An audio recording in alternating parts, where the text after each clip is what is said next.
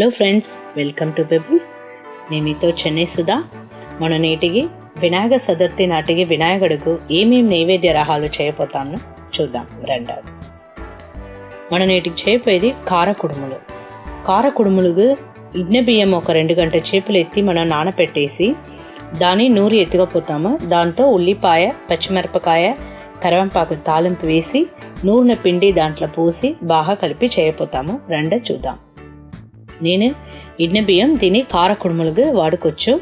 ఒక 2 గంటల చేపులు నానపెట్టేసి ఎత్తిపెట్టి ఉన్నాను.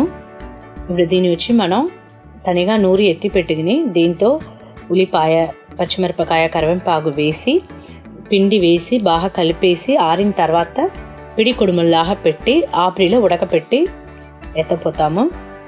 రెండో చూద్దాం. బయట దీన్ని మనం మిక్సీలో నూరుకుంటాం. కొద్దిగా నీళ్ళుగా కూడా మనం నూరుకోవచ్చు. బియ్యాన్ని నూరేసిని కడాయి పెట్టి 3 చెంచాలు నూనె పోసుకోండి. తాలింపుకు సగం చెంచా ఆవాలు, మినపప్పు సగం చెంచా, శనగపప్పు సగం చెంచా, వాసనకు జీలకర్ర, ఇంగు పొడి వేసుకోవచ్చు. పెసరపప్పు కూడా నేను వేస్తున్నా. పెసరపప్పు వచ్చి మీరు నానబెట్టి కూడా వేయవచ్చు, అట్టనే కూడా వేయవచ్చు.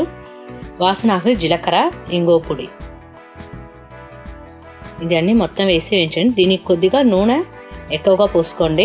కరివేపాకు, ఒక పెద్ద ఉల్లిపాయ, పచ్చిమిరపకాయ పెట్టి వేసిండా. ఇది మొత్తం బాగా వేయించిన తర్వాత ఈ కుడుములు చూసినంట నార్మల్గా ఉండదు. ఈ రుచి వచ్చి వేరే మారిగా ఉండు. మన నార్మల్గా చేసే కుడుముల్లాగా ఉండదు. ఇప్పుడు మన నూనె పిండి పోసేసి కొద్దిగా నీళ్ళు కూడా కడిగి పోసుకోండి.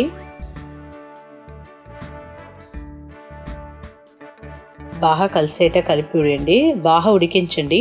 ఇప్పుడు చూసినంట పిండి ఉడికిపోయిందంట, దాంతో రంగు మారును. సో మారిన తర్వాత మనకు పిండి ఉడికిపోయింది అని అర్థం. చూడండి, బాగా కలుపుతూ ఉండండి. నేను బియ్యం నూరేటప్పుడే ఉప్పు వేయాలి, నేను మర్చిపోతుని. దానివల్ల నేను ఇప్పుడు నీళ్ళ కొద్దిగా ఉప్పు వేసి దాన్ని దీంట్లో వేసి మళ్ళీ ఉడికించాను. ఉప్పు మర్చిపోతారంట, ఇలాగా చేసుకోండి.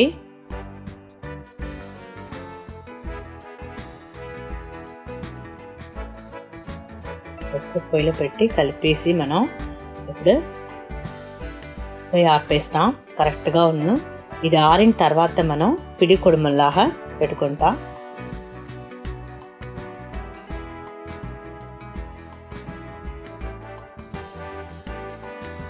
చూడండి, నిండా ఆరకూడదు, లైట్గా వేడి ఉండేటప్పుడే మనం పెట్టుకునాలా. ఇప్పుడు లైట్గా వేడి ఉంది.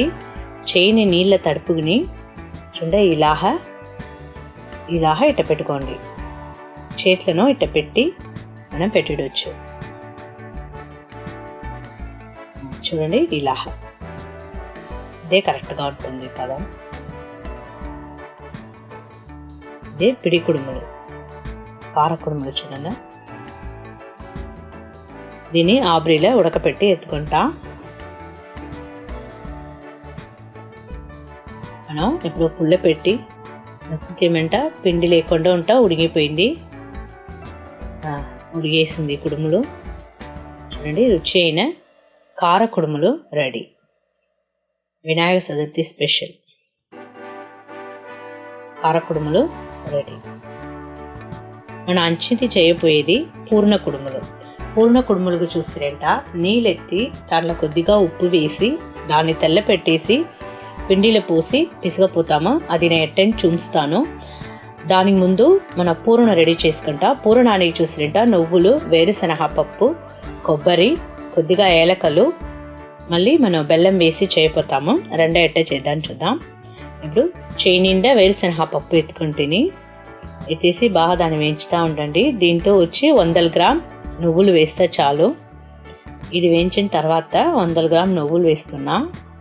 ఇది కూడా బాగా ఉడుగవుతే చాలు, మనకు చేయి పెట్టి ఇట్లా ఉడుకుంటే చాలు. మనం ఆఫ్ చేసేస్తాం. ఆఫ్ చేసి దీన్ని ఆరపెట్టి మనం పొడి చేసి తనహా ఎత్తి పెట్టుకుంటాం. ఇప్పుడు వచ్చి ఆ పొడి రెడీ అయిపోయింది. ఇప్పుడు మనం బెల్లంని, కొబ్బరిని మనం వీటిగా కలపపోతాము. ఇప్పుడు ఆ కడాయిల్ని కొద్దిగా నెయ్యి పోసుకోండి. పోసేసి బెల్లం వేయండి. బెల్లం వేసి బాగా కరిగించండి. గడ్డ లేకుండా మొత్తం కరిగిన తర్వాత మనం కొబ్బరి వేసుకుంటాం. చూడండి, గడ్డ ఉంటా కూడా బాగా నొక్కి ఉడ్చుకోండి. ఇప్పుడు కొబ్బరి వేస్తున్నా. కొబ్బరి వేసి కలిపిన తర్వాత మనం ఆ పొడి దీంట్లోనే వేసుకుపోతాము.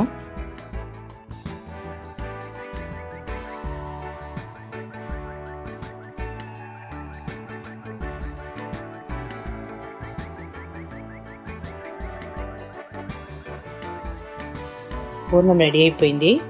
ఇప్పుడు నేను నీళ్ళు 4 టమ్లర్ ఎత్తుండా, దీంట్లోనే ఉప్పు కూడా వేసేసి నీళ్ళు తెల్లపెట్టేసి ఇప్పుడు 1 కప్ బియ్యం పిండి ఎత్తుండాను. దగ్గర ఒక 300 గ్రామ్ ఉంటుంది ఇది. అంత లోపల మనం చూసినట్ట ఇదే మనకు కుడుములు కొట్టాం. కుడుములు పెట్టేదానికి ఇది ఎండది ఇచ్చారు. ఇది పోయిన ఎండది, దాని మునిపెండది ఇది మోదకం లాగా వస్తుంది. సో ఈ 3 పెట్టి మనం నేటికి పూర్ణ కుడుములు చేయబోతాము. దాంట్లో కొద్దిగా నెయ్యి సరుముగండి. నెయ్యి సరిమి పెట్టేస్తాం. పెట్టేసినంట మనం పిండి పెట్టి చేసేదాన్ని కరెక్ట్గా ఉంటుంది. నీళ్ళు తెల్లుతూ ఉంది.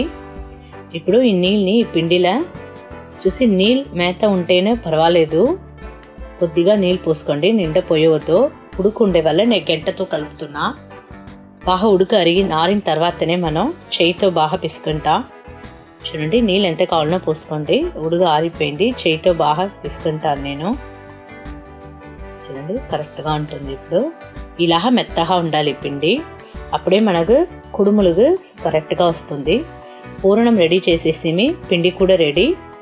ఇప్పుడు మనం కుడుములు చేయబోతాము. ఆ కొట్టంలో 2 వైపులోనే పిండి పెట్టి బాగా నొక్కి ఉడియండి. నొక్కి ఉడ్చేసి దాని లోపల మనం పూర్ణం పెడతాము. పెట్టి మూసేసినంట కరెక్ట్గా ఆ షేప్ వస్తుంది మనకు. చూడండి, బయట ఉండే ఆ పిండి మొత్తం ఎత్తేయండి. మెల్లిగా బయట ఎత్తండి. అంతే, కుడుములు బాగా ఆ చుట్టి నొక్కి ఉడ్చేసినంట కరెక్ట్గా ఉంటుంది. మళ్ళీ ఇంకో కొట్టం ఉంటుంది చూడండి, దాంట్లో కూడా అలాగనే 2 వైపులో పిండి పెట్టి బాగా నొక్కి ఉడ్చేసి పూర్ణం పెడతాము.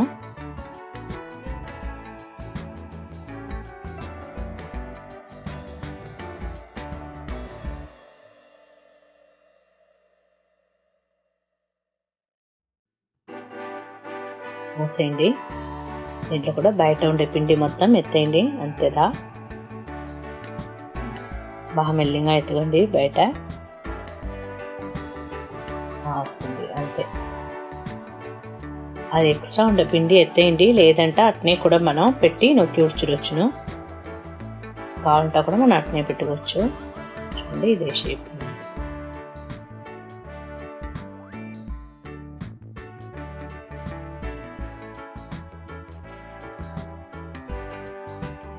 ఇలాగనే మోదకం కూడా చూడండి, బాగా దీంట్లో పిండి లోపల పెట్టేసి బాగా ఒక రంధ్రం లాగా వేసుకోండి.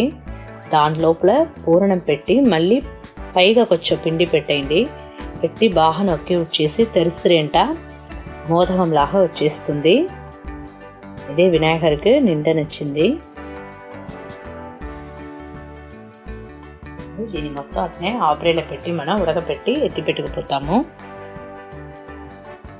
ఒక 10 నిమిషాలు ఉంటేనే చాలు, ఉడికిపోతుంది. పూరణ కుడుములు రెడీ.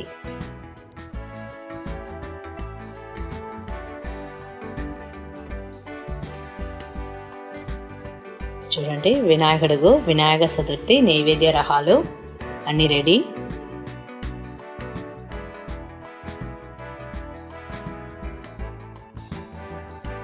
దేవుడికి పెట్టాం మనం.